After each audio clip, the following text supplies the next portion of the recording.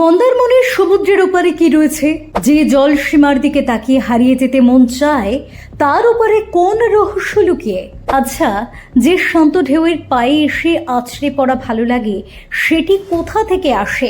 মন্দারমণিতে দাঁড়িয়ে যে সূর্যাস্ত দেখা যায়, সেই সূর্যাস্ত আসলে কোথায় ডুব দেয়? ম্যাপে যাকে শুধু নীল ফাঁকা অংশ বলে মনে হয়, তার ওপারে কি আদৌ কিছু লুকিয়ে রয়েছে?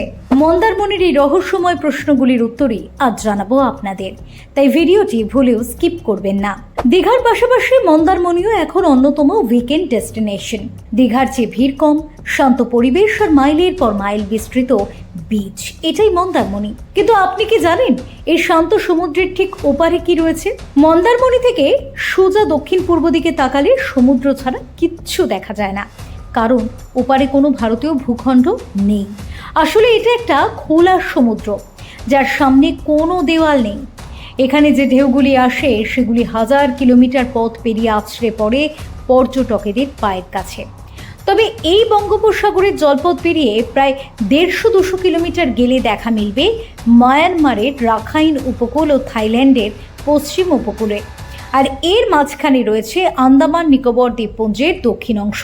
অর্থাৎ বঙ্গোপসাগরটিকে ফাঁকা নীল অংশ মনে হলেও এই বিশাল জলরাশির ওপারে ভারত শেষ হয়ে শুরু হয় ইন্টারন্যাশনাল জলসীমা।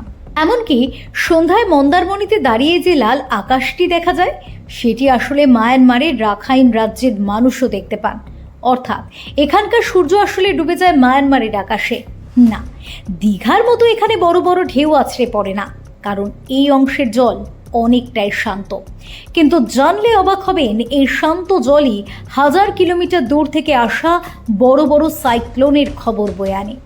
2009 সালের আইলা থেকে 2020 আমফান, সব বিধ্বংসী ঝড়ের প্রথম ধাক্কা লেগেছিল এই উপকূলেই।